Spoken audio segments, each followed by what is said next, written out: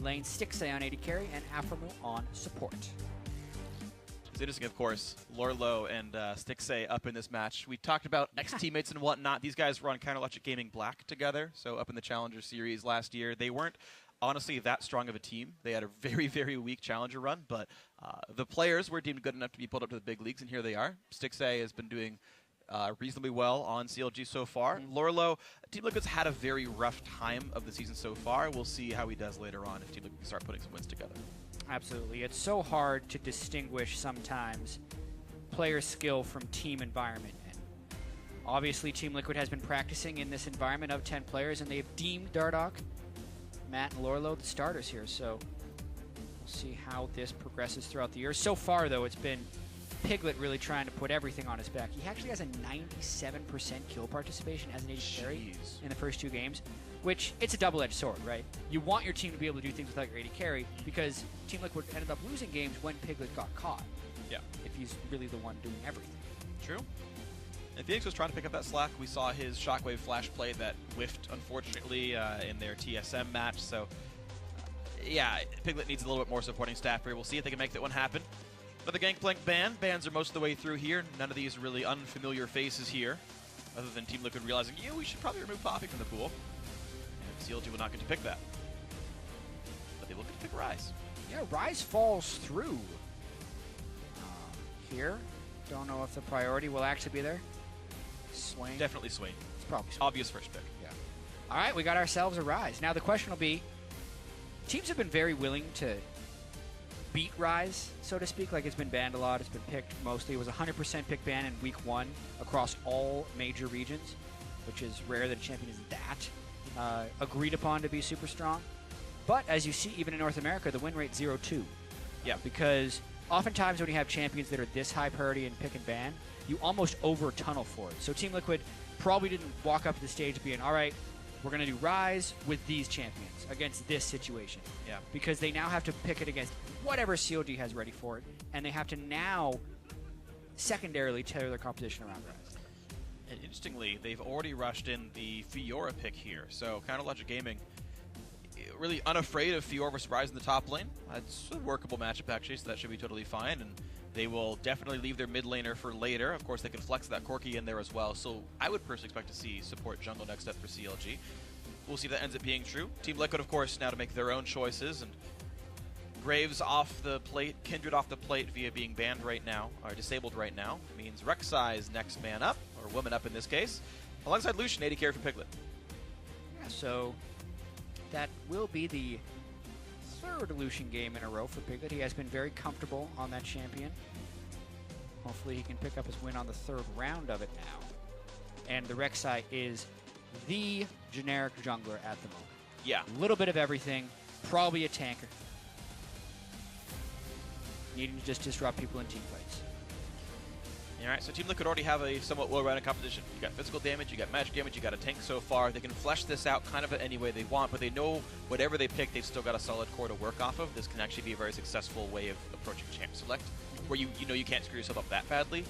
They even have Lucian for some wave clear. Like on a lot of axes, this comp already actually works in a few ways based on what they can pick up next. Counterlogic Gaming, next 2 choices. What are they going to go for?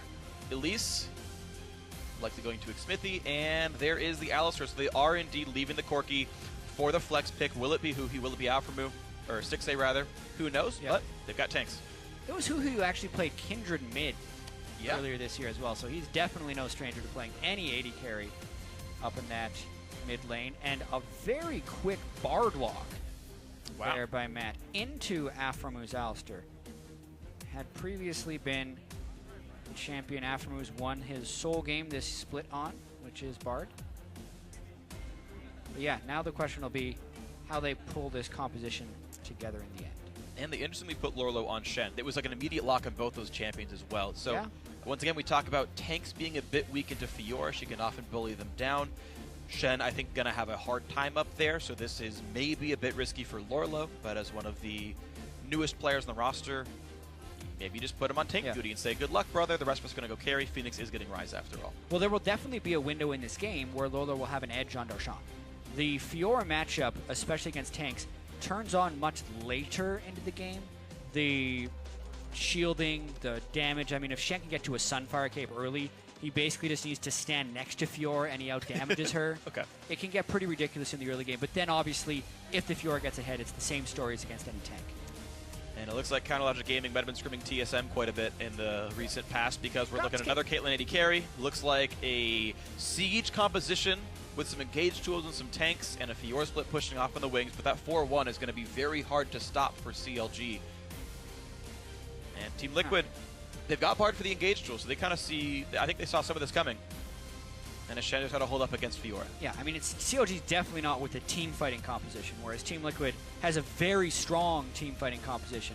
2 strong tanks, huge damage dealers in Ryze and Lucian, and a utility-based support in Bard. Whereas CLG, they have the 1 tank support, but they're mainly split pushing.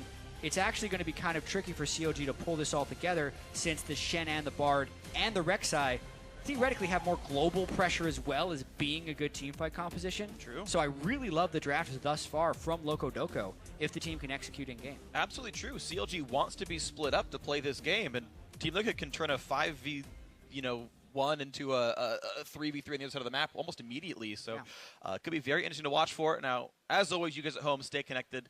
Let us know what's going on Twitter. You saw the picks, you saw the bands, you saw the compositions. Send hashtag TLWin or hashtag CLGWin at LoL Esports. We will, of course, tally up the vote in the game and see if you guys are great at prediction here. As the teams load themselves into the game, Team Liquid not started the way they wanted to. 0-2. They could pick up a win here against Counterlogic Gaming. We'll see if they can do it, and here we are into the game. Yeah, and based on the draft here, CLG is going to need to pull ahead pretty substantially early, whether it be through a strong lane swap situation or just superior play, because if Darshan, Huhi, and Stixxay get ahead all individually, that's when it's going to take too long for Phoenix and Lorlo to power up to that team fight mode where I think their composition could shine. Because even if you have a team fighting composition, if you're down 5,000 to 10,000 gold in the mid game, it's not going to matter. So, concerns abroad for stopping the siege before it turns on, but if you can't make that siege work, then Ryze becomes very scary. These players did all play last week, so shouldn't necessarily be first-time jitters with settings and whatnot, but we'll see what that pause was in just a minute. Yeah, because the Team Liquid lineup that actually played on Sunday of last week, they said that was their first time playing together as a 5-man unit. Yeah. And Mark, Team Liquid's assistant coach, actually explained that at the start of the day, saying they wanted to put Dardoch in, but they didn't want him to go all by himself, basically, so that's why they also subbed in Matt, and they're kind of trying to keep that pseudo-comfort level part of Team Liquid Academy, essentially, and part of the core Team Liquid team. And it looks like we're ready to go back in. There was a brief issue with Matt's monitor, though it seems to all be fine once again, so half the players typed R, some typed ready. Apparently there's an economy on characters when the game is paused, so it's fine, but we're resuming in a couple of seconds here, and we'll be back into the game. Nothing interesting has happened just yet, just loading into the game, getting across the various parts of the river. And as we get ourselves back in, CLG just putting up a line of scrimmage trinket wards across the map. Of course, jungle camp spawn at 140 now, so if you put your wards down between 43 seconds. Oh! Ooh, Smithy with the gameplay. Understands that W is an attack reset, goes into spider form, attack, W, attack, attack. 10 gold. CLG winning. Smithy with the CS lead. Yeah, this early laning phase should be pretty advantageous for Huhi. Minions have spawned. If he can poke down Phoenix a lot on Ryze. Ryzes want to be able to go tier into Catalyst, but depending on the harass that Huhi puts out, might force him into the slower Catalyst into tier build because he's going to need the health early. And if jungle starts as well, at least starting at Raptors here as the duo lane. Look, this is exactly the invade that Immortals went for, interestingly enough. So, right, but they actually didn't see CLG with their ward, so they think they're clean, but here's a surprise. And the focus goes on to Lorlo as the Q went over towards the jungler here, but this Shen now low on health. And look at that, CLG stealing parts of the blue buff. Exactly what you want from your duo lane. It's actually, I guess Immortals and TSM did the exact same invade, just CLG found people here. And I mean, we've talked about scrim pockets in the past where certain teams will scrim against a smaller set, like 2 or 3 teams the whole week, and something will be really successful in those scrims. And, yeah, you can almost be certain that CLG and TSM scrimmed a fair bit because they both took the 2 small golems next to the blue buff and picked Caitlyn and did it in a similar fashion, even though they're on different sides of the map. Yep. And Immortals doing the same invade, had scrimmed CLG. Maybe like T7 invented it, CLG copied it, then scrimmed the Immortals, and Immortals like, this is really good, we should do this. And now Huhi forced to run away already. Did not have to burn a summoner, but the early roam from Matt's Bard did burn Huhi of 100 mana and a fair bit of health. And otherwise, standard lane swap shenanigans here, Darshan and Smithy on this side of the map. They're going to be ready to knock this turret down or dive in who defends it. Team Liquid know better than that. Lorlo already roaming around the map to join the rest of his squad in the bottom right. Yep, aside from the early little bit of harassment, standard fare here. CLG will have a bit of an advantage just based off the experience they were able to garner. They pushed Team Liquid out of their entire blue quadrant of the jungle. But to counter that, Dardoch just spent as much time as possible clearing his red side jungle before moving in to the blue buff of CLG. So his basically only lost the time in transit, still able to clear the same number of camps once he gets up to the wolves, if he can make it in time. Finish that. Got it. Waiting for Smite to look like. And now this will not be a proper freeze, so Darshan will, I think, have to push this in, and he's going to hope he gets it knocked in before Lorlo can show up in time. If the team had actually dedicated to hard shoving, they actually could have made Lorlo TP or miss a wave or two. Yeah, because CLG was ahead on the turret flip. Very far. And something that happened in the 2016 season is the second tier turret is much weaker than it was before, especially before 15 minutes into the game, and it doesn't have that extra overshield. So CLG actually could have just kept the 4-man push going and been one step ahead of the game, but instead they decided to let Darshan push in himself and then send a 3-man push down to the bottom lane. And honestly, a lot of those minions are already dying to the turret as Lorlo approaches. All right, so a lot of lost gold that the Team Liquid top laner is not getting. Looked like several minions did in fact die. The entire melee from the next wave that came through, as well as a decent number of these casters. So Darshan, level 3, just barely. Lorlo will catch up pretty quickly though with this cannon wave coming into this turret now. And we'll see how part 2 of the lane swap goes. But look at the CS differences. 6A has gotten so many minions. He was donated every single CS from the initial lane swap game, whereas Lorlo picked up a few himself, I believe. This would be a very difficult dive. 3v2, they're going to need a teleport if they want. And honestly, Dardoch has to get there soon if he wants to stop it. Double TP, what's going to happen? Who will cancel? Darshan will not. Neither will Lorlo, but Dardoch is here. I honestly feel like Darshan could have canceled and hoped Lorlo didn't stop in time and tried to deny another wave on top tier 2. Either way, a trade of TPs, CLG walks away. Denied a few minions from Piglet, but he's going to last hit pretty much everything he can. Interestingly enough, that trade of TPs actually favors CLG because Darshan was in between his turrets, very far away from minions or farm, whereas Lorlo had to actively leave farm in order to make that teleport. So as far as the TP cost, it was more costly for Lorlo. As we touch on Keystones, pretty normal stuff. Actually, it's a bit rare that Smithy's going for Thunderlords. You actually more commonly see Strength of Ages across junglers. It depends on play style. Elise can, of course, go for either, but this is more of a gank-focused choice to go deep into the Cunning Tree instead of defense. Could be burst-related as well if he's going to be going Runic Echoes. Since they don't really have a team-fighting composition, the assassination-based Elise would be better in those scenarios. You'd imagine that's the direction he's going. Versus Phoenix one more time, but the minions are kind of in the way. Phoenix can't easily land all his Qs. Summoner heal used, and the jump away. Phoenix flashed to stay alive. Who he still has his summoners and won that trade. Yeah, that was the power play for Phoenix. He was trying to make up for something there. He's gone for the greedy build, despite being down at 1.33 to 18 CS.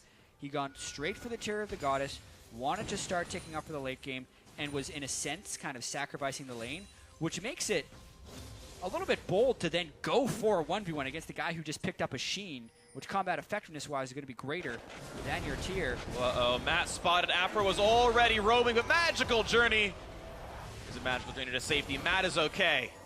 He's going to be just fine. Yeah, even so, this only exacerbates the CS discrepancy because Phoenix has to recall straight away once Alistair is there and his support can't help him, whereas Huhi got to put the whole wave into the turret and now holds a 22 CS advantage over Phoenix's Rise. Even Dardoch clearing up the wave doesn't mean too much here for Team Liquid. An advantage to Counterlogic Gaming. Worth 300 gold, all said and done.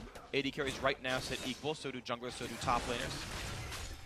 Piglet, nice E into auto attack by 6A. Landing that actually is a pretty heavy trade. You get a guaranteed headshot with extended range, so Stixxay just gets to like hit him twice.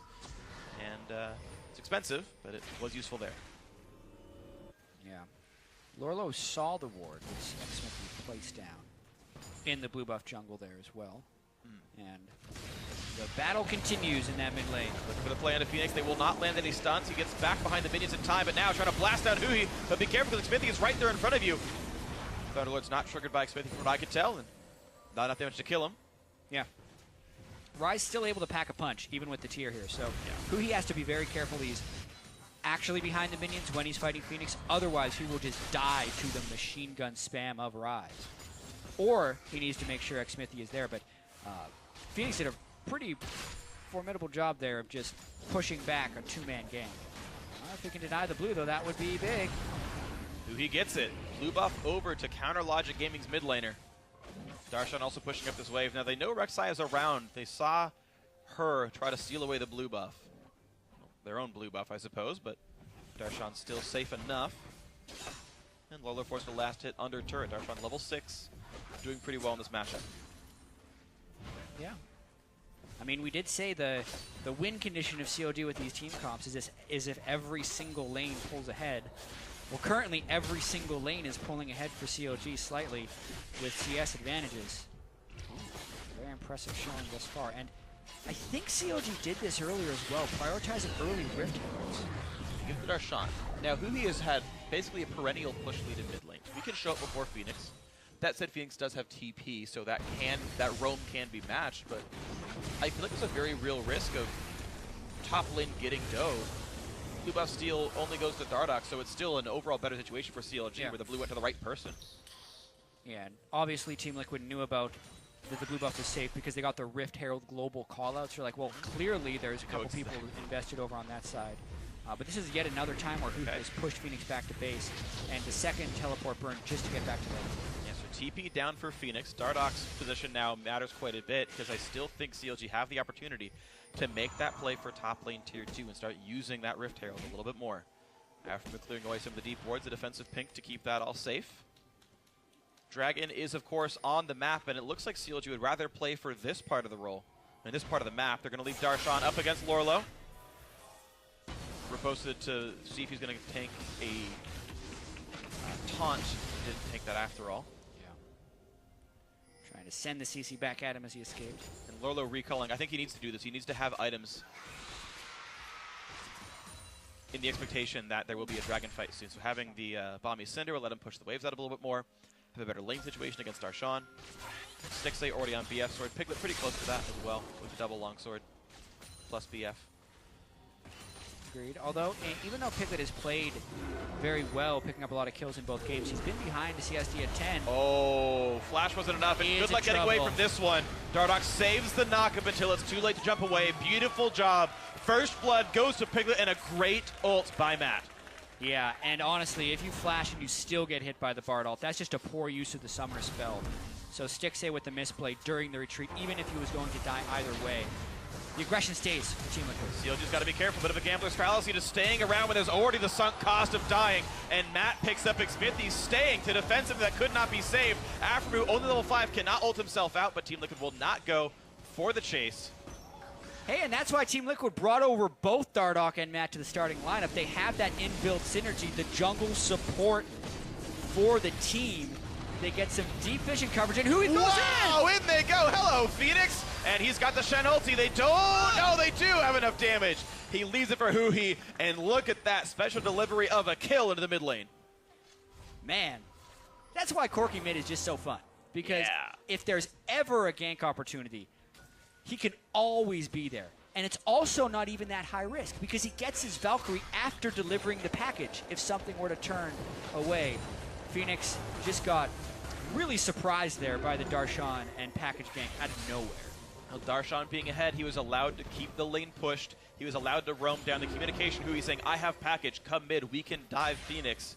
And they were right there on cue. Good play by CLG. Their first kill of the game. It ties the score up in gold. And as much as they try to push the mid lane down, this will not die just yet.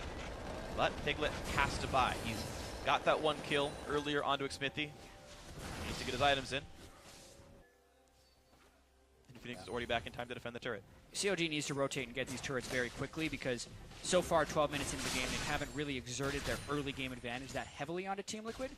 And pretty soon, Phoenix will be of proper Rise power and will be very hard to deal with for CLG. Unless Aphromoo can just tank everything with his ultimate. But I've even seen a full build Rise cut through a damage-reducing Alistar like paper. True. And because of the plays of Dardoch and Matt there in the bottom lane to get the kill on Phoenix, the gold is still close, which is why CLG needs to cycle these turrets. Mid lane turret is already low, Phoenix is still pushable, and Caitlyn has nowhere else to be. So expect CLG to try and make the move for objectives and the third turret. Already, just slowly going up the map. All right, bot lane Adder's dead. Well, let's get Dragon. Okay, now to mid lane here. CLG able to take quite a lot off the map with this temporary power they've got here.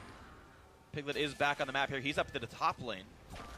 Matt is near him as well, so Darshan would be in danger to fight that 1v2. We'll see how much work can get done by Piglet up there. There's the turret. Their Team Liquid's hoping to turn back at least one. Piglet, be careful Piglet actually could continue pushing, but there's 5 people mid lane. They're both down.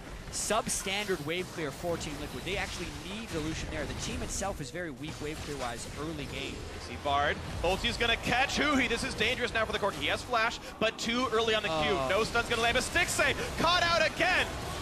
And now he's going to try to get away. 1 kill already onto Lorlo. Piglet on the backside. Going to get soloed out by Darshan. But this is still not the best battle for the CLG top laner. A double kill for Dardoch on the other side of it. A split fight. And it's going well for Team Liquid. Off the initial catch. It's all gravy for these guys. And look at that fight. A 3-for-1 to Team Liquid. Stixxay and Huhi both getting caught in various stages. And speaking of aggressive junglers, challenging Smite Warrior Rek'Sai. Oh, man. Everyone has been going Cinderhulk Tracker's Knife just for the defensive capabilities. Dardoch just wants to fight you, and they're going for the Rift Herald after that push.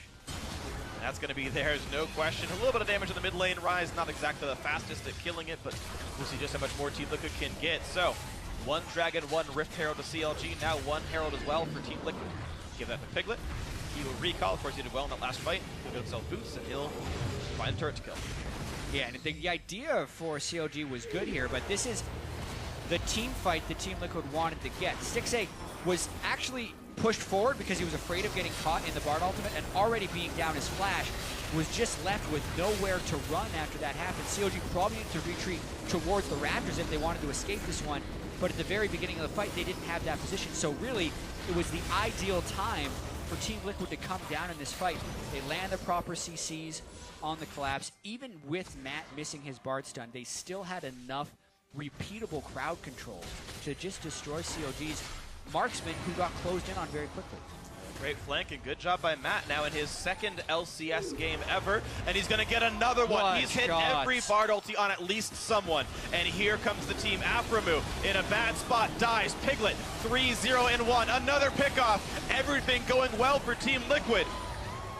Looks like you give this roster a little bit of time to gel, and look how much better Team Liquid is. Yeah, even when Team Liquid hadn't played together as that team of 5, they gave TSM a really big run for their money, and honestly were in positions to win that game on multiple occasions. And this early game, they knew they had to withstand the tremendous pushing power of CLG, and thus far they have. This will be the potential problem, though, because they need a way to keep Darshan at bay. It's gonna not have that many tools. Darshan getting this far ahead on Fjord. Unfortunately for him, only is getting assists here, so his gold income not as high as his KDA might imply.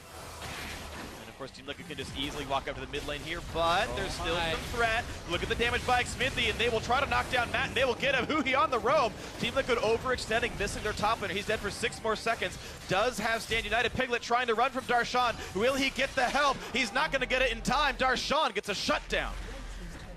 And CLG just coming back with a bunch of kills.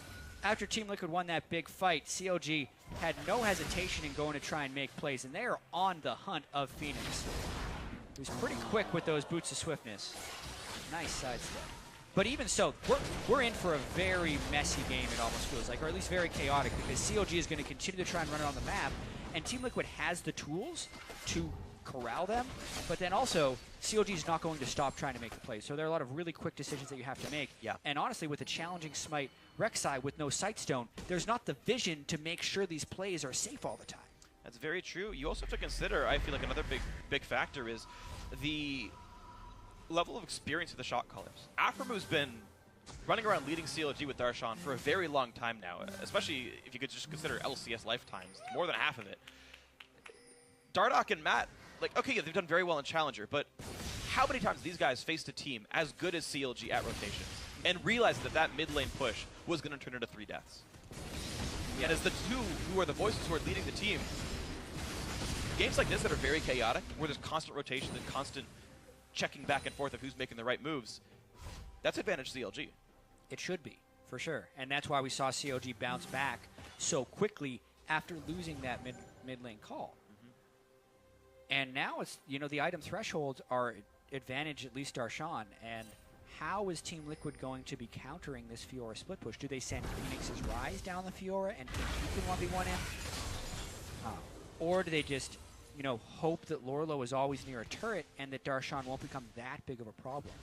I kind of feel like that's the way Team Liquid is going because they do have that big advantage. And Matt's been so accurate with his Bard ultimates.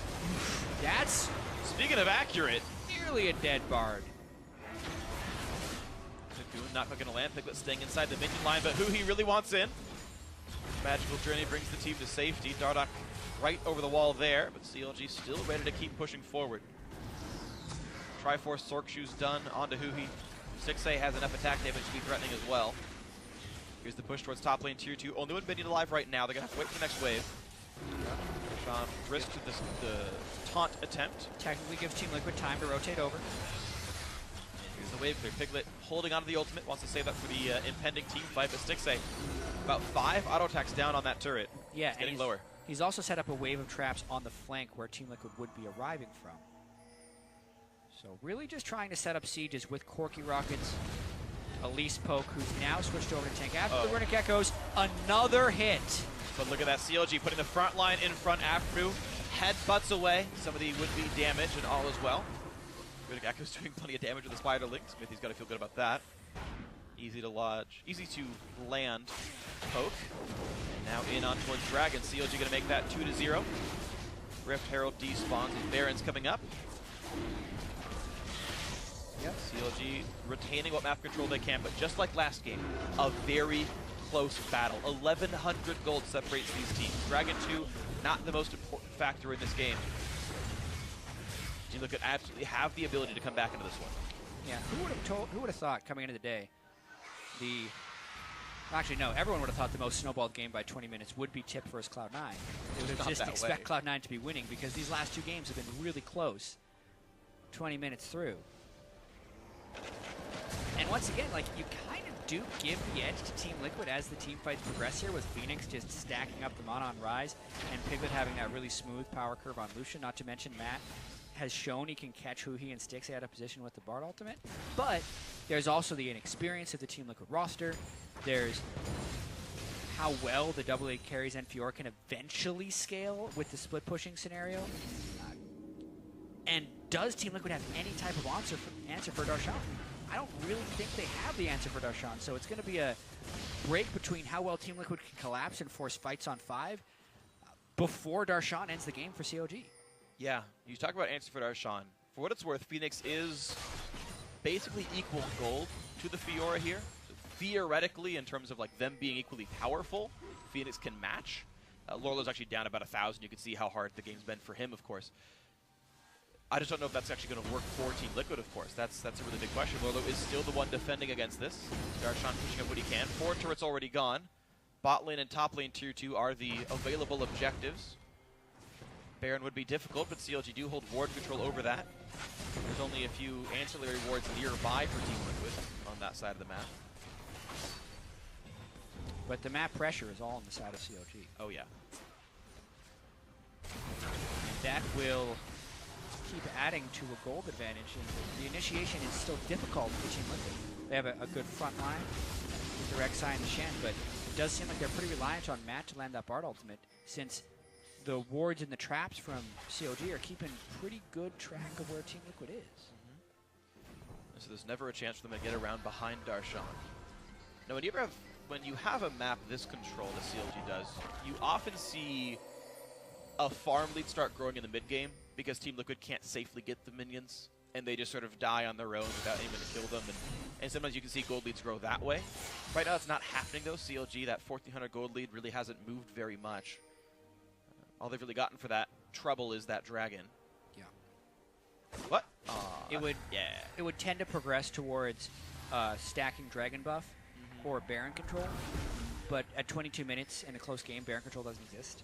Yeah. And the stacking dragon is still a fair ways away since COD started Rift Herald pretty early on instead of the dragon. And you're against a Rise, so do you want to wait 16 minutes for the 5th dragon to come through? And let Rise get 2 more items in the inventory? It's dangerous, so Counterlogic Gaming have to be a bit concerned here. They're on somewhat of a clock. As Team Liquid's damage continues to rise. Darshan battling with Lorlo, pops the ulti, but here comes Phoenix. A trade of flashes, a dash to get away, but Phoenix is really, really, really fast. Nice riposte by Darshan. Predicts the instant cast spell. He got her paused on an instant cast spell. That is pretty tough to do right there. Phoenix not really respecting Darshan. Darshan recognized he can get in the range with the swiftest boots alacrity enchant and the fact that he's Rise. He gets pretty quick movement. But yeah, Darshan with an outplay to stay alive. Phoenix, 750 of 750 on the tier, 8 stacks of 10 on Rod of Ages. He is, sorry, 6 of 10, I take that back. Getting pretty big. And he's already got the components for the Seraph's Embrace, so Phoenix is got that damage core done now. It's now time to get tanky or get a Void Staff. Watch that outplay again, it's pretty sweet. Yeah, the immediate flash follow, and then Phoenix, it looked like he just pressed W on Darshan, and as soon... Oof. And of course that stuns, so there's no chase left. Yeah, because Reflection is straight back at him. Oh, Phoenix got some wave clear. All is well there. Afro collapses the tunnel. Level 9 of the Alistair is, in fact... He didn't level up his Q yet. It's only 4 points. Am I miscounting? Let's see. He hasn't actually spent his 9th skill point, Aframu. You are correct. He puts... Yeah, Aframu has not spent his final skill point. I know you wanted to check and say it was max and Q. Yeah, it's 4 points Q. Yeah, it's just like it chilling. looks like he's max and Q. Maybe he needs that really clutch heal. You know, like 5 more health is going to save him. Technically, maybe. Yeah, I mean, theoretically, it's optimal to save all skill points when you cast the skill, but mechanically, that's really hard to do properly. Cocoon nearly hits Dardoch. That was close. I'll let you know when he skills out. Thanks, man. I appreciate that. I appreciate you. Lorlo and Dardoch, again, starting up the blue buff. Neither are great recipients, so Smithy says, yeah, I'm just going to take that one, thank you. Smites it away, takes it out. Can't smite anything but jungle monsters anyway, since he went for the Tracker's Knife, so why not steal buffs? 6A, given a lot of the farm. Does have the rapid fire cannon, of course, because CLG is about that siege life. The package for the rotation really fast. Going to run out on Huhi, so used it quickly. But here's the flank opportunity. And it will catch Huhi again. Now, will they land the taunt? No, he misses it! Lola does not lock him down. Afro to buy some time, and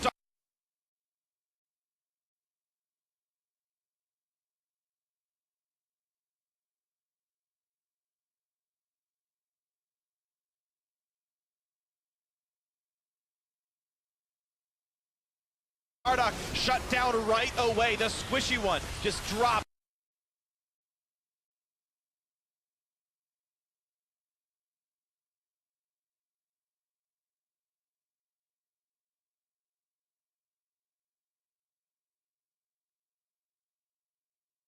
Now Lorlo the next target to go down, and Lorlo pops the ult to give a shield to Piglet just to get the durability in. A missed Cocoon by Smithy though, and that's going to lead to him dying, and no one can land the damage, which is actually the case. Matt looks at the Q, gets a 2-man.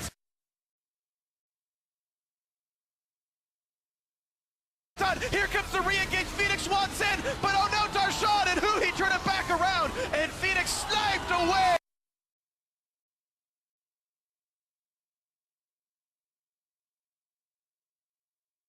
To run out on Huhi, so used it quickly. But here's the flank opportunity. And it will catch Huhi again. Now, will they land the taunt? No, he misses it! Lola does not lock him down. Afro to buy some time, and Dardoch shut down right away. The squishy one just drops. Now, Lorlo the next target to go down, and Lorlo pops the ult to give a shield to Piglet just to get the durability in. A missed Cocoon by Smithy though, and that's going to lead to him dying, and no one can land the damage, which is actually the case. Matt looks at the Q, gets a 2-man stun. Here comes the re-engage. Phoenix wants in, but oh no, Darshan for 0, CLG. How many missed taunt flashes can we see? 2 today, 1 from Balls, another from Lorlo, and a big fight win for CLG right there. Team Liquid tried to find the brute force team fight. They failed on it, and 26 minutes into the game, CLG break the base of Team Liquid. 20 seconds on many out of time. If they wanted to, they could kill this turret, but then they'd get attacked. They'd probably lose a lot afterwards. Dardoch is in the wings.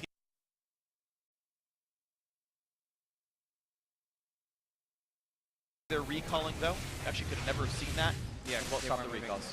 And this is why they say they can go, because really watch how much damage Huhi does towards the backside of that fight. The taunt was basically on top of Huhi anyway, and why it didn't stun is because the taunt was finished animating by the time he flashed, so it's no longer going to stun when he gets in on him. Or he flashed while he was still in stasis. Either way, it was mistimed. I think he missed either way. Yeah, I think he missed. And at this point, Phoenix is getting out as much damage as possible, but he runs low, has to back away, and Team Liquid decides to stay engaged, even though Darshan is still in the pink ward. But Huhi, remember, if he was taunted at the start of the fight, he would have been dead. And he did the majority of the damage in this fight for CLG. 6A gets him with the ultimate on the backside. Now there's a 602 Corki, who is no longer vulnerable to a taunt flash play because the kills he picked up from that fight bought him a QSS. And he's already going for the rapid fire cannon to cap it off. So now they've got 2, well, soon, very good sieging AD carries. So it's the interesting thing as we watch the double marksman comps go through. With Graves and Kindred, they're not quite as good at this. They don't actually like rapid fire cannon very much, but these 2 champions are going to hit turrets from out of range, and it will continue to be on Team Liquid to land the engage. Matt has missed 0 bar darts so far, so props to him on that one, but the follow-up has to be there. Yeah. And whether it was on Gnar or on Shen, Lorlo has honestly not found the right engages with Team Liquid. At least not engages that lead to victory. I remember some pretty decent Gnar ultimates, but the thing with those is it always felt a step slow. He got like a 3-man Gnar ultimate into a wall, but the fight would be half over. So really not quite the tuning, and it would be disastrous for Team Liquid to start this split 0-3, because that is what they are facing if they can't come back in this game. That last fight, they have a very, very fed Huhi to deal with now. And yeah, Matt, a lot of danger. He landed it, but not the way you want to. Not move fast enough, and the red buff slow, I believe, helped set that one all up. And the CC all landed. So CLG, another pick. They are up in kills. They're up 5,000 gold, and they feel maybe safe enough to start Baron. Of course, they do not have TP on Darshan right now. That is actually 35 seconds away. So instead, they try to bait Baron, and they stand still. For Dardoch to see. He checked one of the brushes, but not the one right next to the lane. And nothing gets picked up. Very good patience by Team Liquid just to not risk it. COD is also waiting to start the Baron until Darshan can actually join them. Yeah. There is 15 seconds left on his teleport right now, so they did have Team Liquid back to base, which was a pretty bad time to back, honestly. And Double Marksman is getting that Baron super low, super quickly. There's the reveal. 3,000 health left. No one's around to steal. Not a chance. And there we go. A clean and easy smite for Smithy. Baron picked up before 30 minutes. Counter Logic Gaming. Quite far ahead. Yeah, at the end of the day, Team Liquid just didn't have the vision control to face check or even to rec side check, because he'd already done that. What if they're all not moving in a brush? Then you're still dead. Yeah. And some of that calls back to the fact that Dardoch went so aggressive, knowing that he was going to need combat stats to push CLG out of split pushing, but in not going Tracker's Knight or Sightstone, there's just not as many wards on the map anymore. This is a trend we're going to have to continue to monitor throughout the LCS season, because last year everyone could buy the green wards, or you could get the upgraded yellow trinket and still kind of reach your ward cap with everyone. 4 people on your team could have 3 wards up at all times. Yeah. That's just not the case anymore unless people build Sightstone. Ooh, well, right now looking for Phoenix. He dodges the skill shot, but there's a big cow coming in. That's going to be the kill picked up. Smithy gets the 11th of the game for Counter Logic Gaming. And as the minion wave comes in, they can push this turret. Based on the positioning of Phoenix, there was nowhere to run. Yeah. That is a pretty big error by Phoenix, because they need him to defend these turrets. If CLG can break a second inhibitor, maybe even a third, the game's essentially over. And without their primary damage dealers, that might actually be now an inevitability. Piglet also not with his team, so an abandonment of the strategy by Team Liquid here, and they're going to lose both inhibitors. Well, Team Liquid have to take a big gulp here, and Realize that their base is going away. 7-11. They are behind. As they wait for the mid lane to get pushed in. This is honestly Team Liquid just completely falling apart after one missed team fight. They had a pretty good strategy holding up now, but it seems like it's all gone out the window. Yeah, CLG, 29-minute Baron. Open them up. Now comes the push on a Who. He takes a bit of damage, but Dardoch can be knocked down. The ulti on his sticks. They keep another fight for a few more seconds, but now all is well. Top flash lands. Hui, QSS flashes out. Lorlo gonna die. There's gonna be a bunch of healing thanks to Darshan. Phoenix next up with the plate, 2 for 0. Piglet cannot knock down Stickslate. The Bard stun won't matter nearly enough. 2 members alive for Team Liquid is enough to deal some damage to Darshan, but it will not be enough to save their base. They're gonna keep going. They really want the fantasy points here for CLG. Pushing it as best they can. Wow, they knock him down. Hui, his 8th kill of the game. That's going to be it. CLG improved to 2-1. Going all the way back to the draft phase, they let through the first pick Rise, very confidently pick Corki after the fact. Hui gets a CS advantage.